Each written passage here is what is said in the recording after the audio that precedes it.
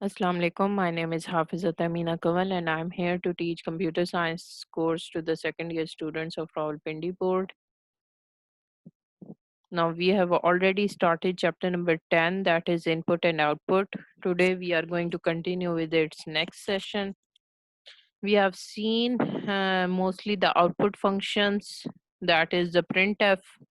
printf से related हमने काफ़ी ज़्यादा examples भी देखी थी और programs भी run करके देखे हैं कि किस तरह करके उसमें प्रोग्राम्स जो हैं वो काम करते हैं. Today we are going to see the input function, that is the scanf function.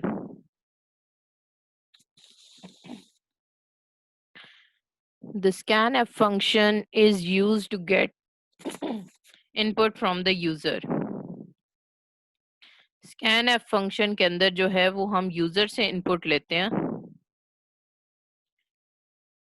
तो यूजर ने कोई भी डाटा एंटर करवाना है तो उसके लिए हमने बीच में scanf फंक्शन लाजमी मेंशन करना है. The input is stored in a variable in a specified form.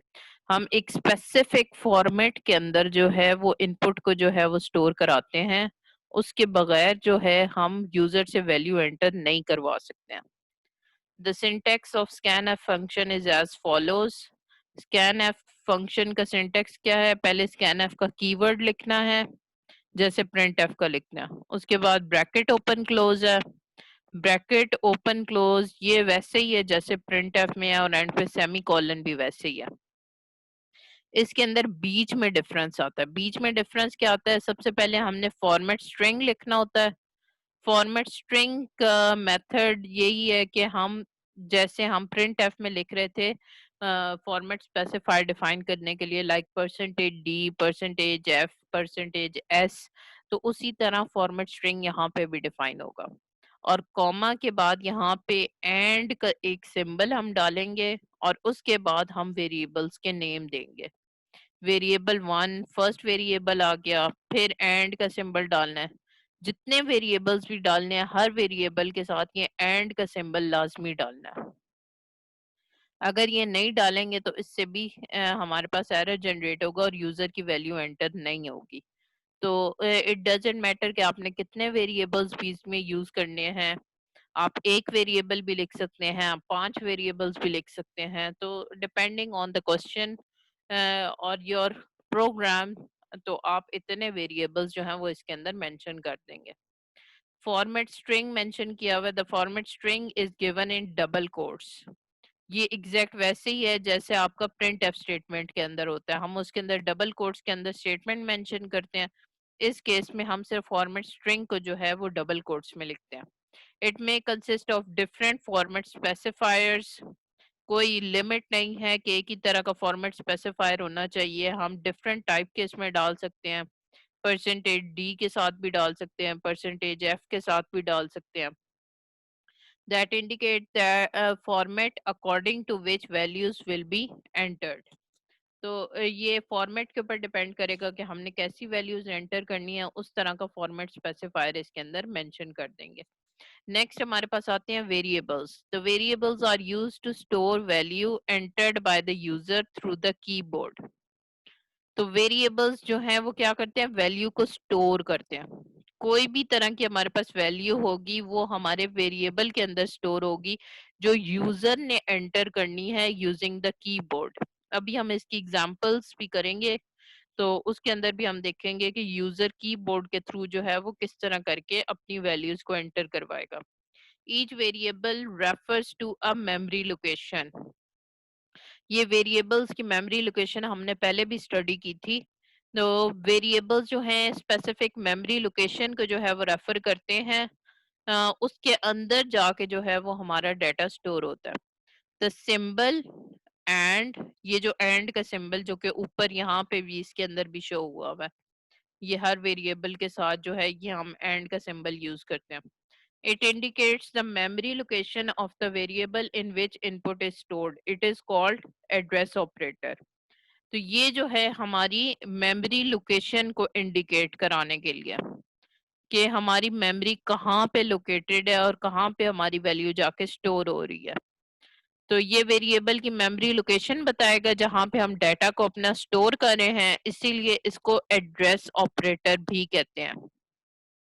This operator is known as address operator, क्योंकि इस ऑपरेटर के बगैर हमारी वैल्यू जो है वो प्रोग्राम की जाके स्टोर नहीं हो सकती है। Next we have getting single input. अब हम देखेंगे पहले कि हम सिंगल इनपुट किस तरह पास ऑन कर सकते हैं। This is the general syntax जो कि हमारे पास गिवन है।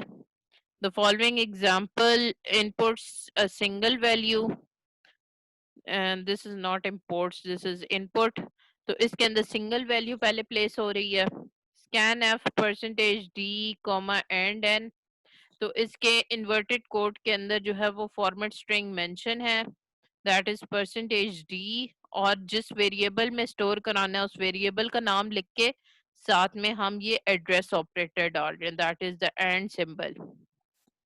This symbol is present on the key 7 on the keyboard. Keyboard के ऊपर जो नंबर की कीज होती हैं उसके अंदर जो 7 नंबर है उसके ऊपर ये सिंबल मौजूद है। शिफ्ट प्रेस करके जब आप 7 प्रेस करेंगे तो ये सिंबल जो है इंसर्ट हो जाएगा। The above statement is used to get an integer input. Integer input हम ले रहे हैं क्योंकि we are using percentage d. Percentage d is decimal integer format specifier. तो ये परसेंटेज डी जो है ये आपकी कोई भी इंटीजर वैल्यू को स्टोर कराने के लिए। The value entered by the user will be stored in the variable N. तो वेरिएबल एन में जाके जो है वो हमारी वैल्यू जाके स्टोर हो जाएगी। यहाँ पे नीचे इन्होंने ब्रेक डाउन करके सारा कुछ शो किया है। ये जो हमारे पास परसेंटेज का साइन है this is known as format symbol, इसको हम फॉर्मेट सिंबल कहते हैं। इसके अलावा जो हमारे पास डी का साइन है that is known as format specifier. तो ये हमारे पास एक्चुअल में फॉर्मेट स्पेसिफायर होता है जो कि बताता है। परसेंटेज का साइन तो हम हर दफा डालते हैं जब भी हमने फॉर्मेट स्पेसिफायर डालना होता है, तो वो सिंबल हमने लाजमी डालना होता है। और आगे जो हमारे पास होता है डी हो गया, एफ हो गया, एस हो गया, सी हो गया, तो ये हमारे पास फॉर्मेट स्पेसिफायर है जो कि बताता है D for integer input, F for float input, S for string input, C for char input. तो वो सारा कुछ इसके अंदर मेंशन होता है। इसके अलावा हमारे पास फिर कॉमा डाल के बाद में एंड का ऑपरेटर है, this is the actual address operator जिसको हम यहाँ पे मेंशन कर रहे हैं। और इसके बाद हमारे पास एन है जो कि हमारे पास वेरिएबल नेम आ जाता है। तो वेरिएबल नेम आप कुछ भी रख सकते हैं, variable name all depends on you. तो आपने जिस तरह का भी वेरिएबल नेम रखना है वो आप उस तरह का रखते हैं और उससे जो है आपकी वैल्यू जो है उस वेरिएबल में स्टोर हो जाएगी। Now we will see how we can get multiple inputs. Scanf statement से हम multiple inputs कैसे ले सकते हैं? Scanf function can be used to input many values at the same time as follows. तो इसमें ज्यादा इनपुट्स कैसे जाएंगी? स्कैनएफ के अंदर परसेंटेज डी, आप बीच में कॉमा डालें ना डालें इससे कोई फर्क नहीं पड़ेगा। इसके बाद परसेंटेज डी, हमने 2% डी लिख दिया। तो ये हमारे पास जो 2% डीज हैं ये हमारे पास फिर आगे दो वेरिएबल्स भी लिखने होंगे। तो ये जो है एक एंड एम के साथ है और एक एंड एम के साथ है। तो हमने यहाँ पे दो क्योंकि लिखे हैं यहाँ पे percentage D.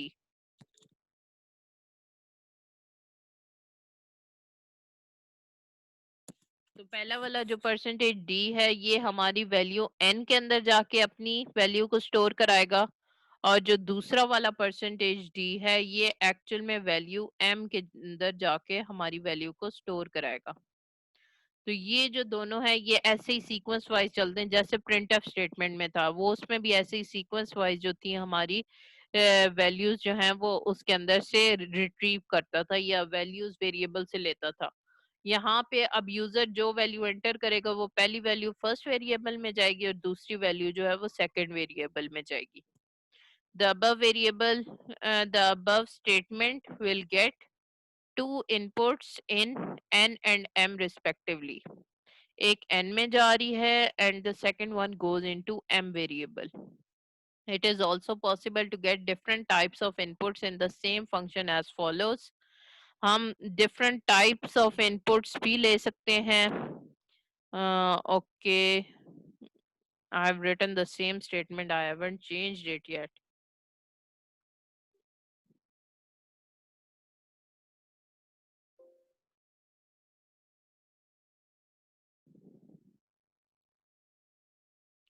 There is a minute difference in it. हमारे पास percentage D है और second one जो है it is actually percentage F. The first one is actually and N and the second one is and AVG.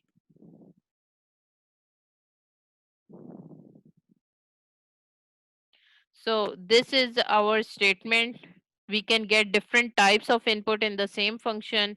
अब ये जो different types of inputs हैं, ये टाइप्स ऑफ इनपुट्स यही कह रही हैं कि हम एक साथ जो है यहाँ पे परसेंटेज डी जो है वो हमारी डेसिमल इंटीजर के लिए है, परसेंटेज एफ जो है वो फ्लोट के लिए है. तो दो डिफरेंट टाइप की भी इनपुट्स हम डायरेक्टली ले सकते हैं. आगे हमने एंड एन लिखा है for first variable and AVG लिखा है फॉर द सेकंड वेरिएबल. तो इसके अंदर भी वो सेम वे में काम करेगा कि हमारा जो परसेंटेज डी वैल्यू है वो हमारे एन वेरिएबल में जाके स्टोर होगी और जो परसेंटेज एफ वैल्यू है वो एक्चुअल में हमारे एवीजी वेरिएबल के अंदर जाके स्टोर होगी. So the above statement will get two inputs in N and AVG. एक हमारी एन वेरिएबल में जा रही है और दूसरी हमारी एवीजी वेरिएबल में जा रही है. The first input is of type integer. Percentage D is always for integer variable and the second is of type float. तो सेकंड जो है वो फ्लोट टाइप वैल्यू के लिए. तो आपने सेम टाइप की देनी है, परसेंटेज डी वो भी आप दे सकते हैं. आपने डिफरेंट टाइप्स की देनी है तो वो भी आप एक साथ यूजर से वैल्यूज ले सकते हैं using single scanf statement. The scanf function is normally used in combination with printf function. हम हमेशा साथ में printf function जरूर लिखते हैं. उसकी रीजन भी अभी हम देखते हैं कि वो क्यों लिखा जाता है साथ में. The purpose of using printf function using before scanf function is to tell the user that computer is waiting for input. हमने पीछे यहाँ पे देखा है कि परसेंटेज डी कर दिया, परसेंटेज एफ कर दिया. अब यूजर को कैसे पता चलेगा कि उसने कौन सी इनपुट एंटर करनी है? उसने इंटीजर करना है या उसने फ्लोट वैल्यू करनी है या उसने स्ट्रिंग डालनी है? तो उसके लिए जरूरी है कि आप पहले प्रिंट एफ फंक्शन जो है वो मेंशन करें ताकि वो यूजर को बता सके कि उसने पहले वैल्यू कौन सी एंटर करनी है. The following example explains it. Printf enter your marks. हमने एक स्टेटमेंट डाल दी, पहले ही हमने यूजर को बता दिया कि उसने मार्क्स एंटर करने हैं. तो वो जो मार्क्स एंटर करने वाली स्टेटमेंट है वो पहले प्रिंट हो जाएगी. आउटपुट के अंदर पहले आएगी एंटर योर मार्क्स. फिर स्कैन एफ की स्टेटमेंट में परसेंटेज डी आया और एंड मार्क्स आया जिसमें वो यूजर से वैल्यू लेने के लिए वेट करेगा. यूजर जैसे ही मार्क्स की कोई वैल्यू एंटर करेगा इन इंटीजर फॉर्मेट तो वो फौरन जो है फिर उसको एक्सेप्ट करके तो फिर आगे मूव कर जाएगा. In the above example, the first line displays the message on the screen to tell the user about the input. तो ये फर्स्ट मैसेज जो है वो पहले डिस्प्ले होगा और यूजर को बताएगा कि उसने इनपुट क्या करना है. It makes program easier to use by the user.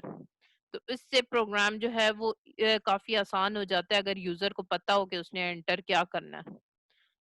तो इसी तरह अगर आपने नेम एंटर कराना है तो एंटर योर नेम, तो फिर हम वो स्ट्रिंग करके तो वो उसको नेम एंटर करवा सकते हैं. Okay, now we will look at the programs. First of all, we have a program, write a program to convert distance from kilometers into meters.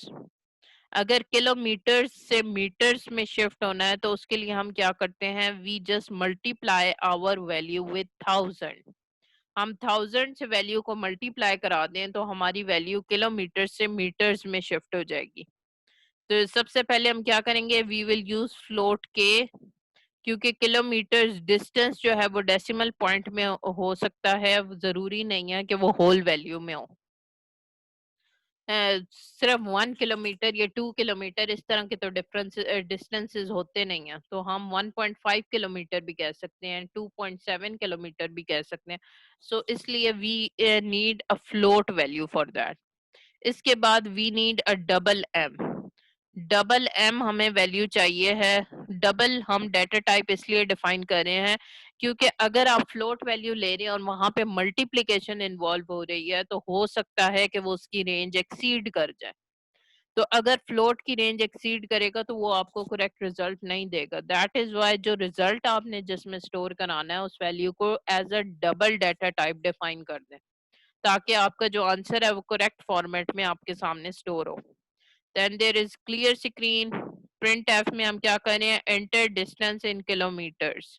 सबसे पहले हम यूजर को बता रहे हैं कि आप किलोमीटर्स के अंदर जो है वो अपना डिस्टेंस एंटर करेंगे। तो ये जो है हमारी आउटपुट के अंदर ये स्टेटमेंट पहले डिस्प्ले हो जाएगी, enter the distance in kilometres. ये डिस्प्ले होने के बाद नेक्स्ट हम क्या करेंगे, स्कैन एफ। स्कैन एफ के अंदर परसेंटेज एफ लिखा है क्योंकि एक्चुअल में हम वैल्यू जो है वो फ्लोट वाली स्टोर करा रहे हैं, दैट इज एंड के। तो ये जो के वेरिएबल हमने डिफाइन किया था इसके अंदर हमने वैल्यू को स्टोर कराना है। तो यूजर जो है यहाँ पे एंटर करेगा, कोई भी वैल्यू एंटर कर सकते हैं। यहाँ पे उन्होंने एंटर किया 40.5। उसके बाद हमने फॉर्मूला लगाया है m is equals to, m जो है वो डबल वाली वैल्यू है क्योंकि ये इसके अंदर ज्यादा वैल्यू हमने स्टोर करानी है। k multiply by 100,000। तो k स्टैरिक 1000 करेंगे तो हमारे पास जो किलोमीटर्स वाली वैल्यू होगी उसको हम 1000 से मल्टीप्लाई करा के तो ये पूरी की पूरी वैल्यू जो है ये हम m के अंदर जाके स्टोर करा देंगे। तो ये वैल्यू m में जाके स्टोर हो जाएगी। प्रिंट एफ के अंदर फिर हमने लास्ट स्टेटमेंट लिखनी है, तो हमने सबसे पहले क्या किया, बैक स्लैश एन किया है। अब बैक स्लैश एन हमने ऊपर क्यों नहीं डाला, हम ऊपर वाले प्रिंट एफ में भी तो डाल सकते थे। अगर हम ऊपर वाले प्रिंट एफ में बैक स्लैश एन डालते तो जो यूजर ने वैल्यू एंटर करनी थी वो उससे सामने ना एंटर होती, वो बल्कि न्यू लाइन पे जाके एंटर होती। तो इसलिए भी हमने यहाँ पे जो है वो बैक स्लैश एन नहीं डाला। तो अब जब अगली स्टेटमेंट हमने स्टार्ट करवानी है तो अगर हम स्टार्टिंग में बैक स्लैश एन नहीं डालेंगे फॉर न्यू लाइन तो ये जो है ये स्टेटमेंट इधर से आगे से ही कंटिन्यू हो जाएगी। सो इसलिए प्रिंट एफ के स्टार्ट में हम बैक स्लैश एन डाल रहे हैं। इसके बाद हमने लिखा है परसेंटेज एफ किलोमीटर्स। तो पहले जो ओरिजिनल वैल्यू थी हम उसको डिस्प्ले करवा रहे हैं, दैट इज 40.5। और आगे इसके 5 जीरोस मौजूद हैं क्योंकि फ्लोट वैल्यू है तो ये अपने डेसिमल पॉइंट की वैल्यूज को हमेशा कंप्लीट करता है। तो इसमें डेसिमल पॉइंट के बाद 6 डिजिट्स होते हैं, अनलेस आप इसको लिमिट नहीं करेंगे ये अपनी फुल वैल्यूज को ही शो कराएगा। तो 40.5 के बाद 5 जीरोस शो करेगा, kilometres, this was the original value. और फिर इज इक्वल्स टू का साइन आया। इज इक्वल्स टू के बाद दोबारा से print F percentage F statement है, परसेंटेज एफ मीटर्स। तो ये जो परसेंटेज एफ मीटर्स है this is actually for M value. तो पहला वाला जो परसेंटेज एफ था वो तो के वैल्यू के लिए था, वो था जो यूजर ने एंटर किया था। अब जो दूसरा वाला परसेंटेज एफ है ये एक्चुअल में जो है ये हमारी एम वैल्यू के लिए। तो एम वैल्यू जो है वो ऊपर हमने यहाँ पे ये कैलकुलेट की हुई थी। तो ये कैलकुलेट होने के बाद जो इसकी वैल्यू यहाँ पे आएगी वो यहाँ पे जाके स्टोर होगी। तो ये मल्टीप्लाई बाय 1000 करेंगे तो 40 मल्टीप्लाई बाय 1000 जो है वो एक्चुअल में 40 40.5 के साथ थी ना, तो 1000 से मल्टीप्लाई करेंगे तो 40,500 पॉइंट और आगे 6 जीरोस जो है वो शो करेगा और ये मीटर्स की फॉर्म में जो है वो आंसर शो कर देगा। This is the entire program. Okay, I have opened the dev C++ as well. We can actually run this program.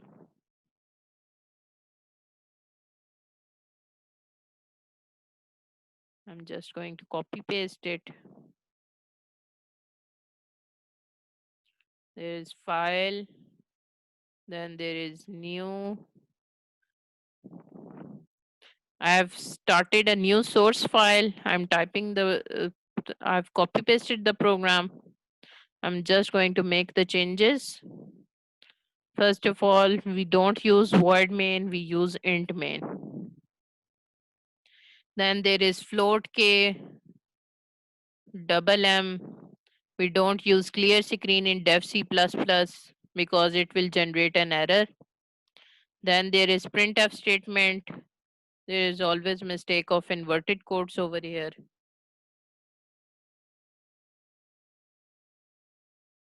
इसके इन्वर्टेड कोड्स हमारे वर्ड के इन्वर्टेड कोड से थोड़े डिफरेंट होते हैं. इसके बाद हमारे पास scanf स्टेटमेंट है, इसके भी इन्वर्टेड कोड सही करने पड़ेंगे.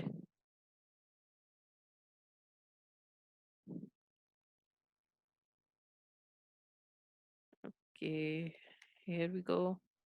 Then there is m, जहाँ पे हमने फॉर्मूला राइट डाउन किया है. प्रिंट एफ स्टेटमेंट, इसके अंदर फिर से इन्वर्टेड कोड्स हम सही करेंगे.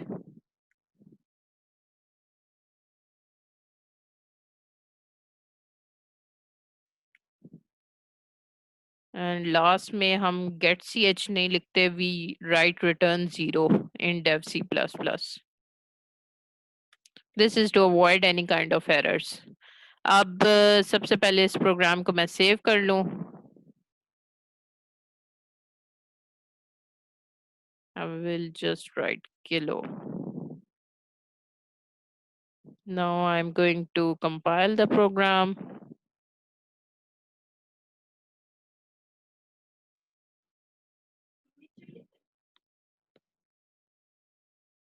I'm just waiting for the compilation process.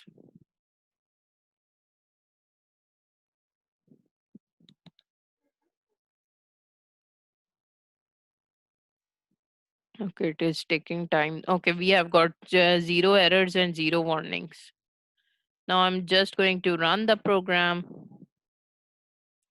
Here, अब ये स्क्रीन यहाँ पे रुक गई है. Enter distance in kilometers. I can write any kind of distance.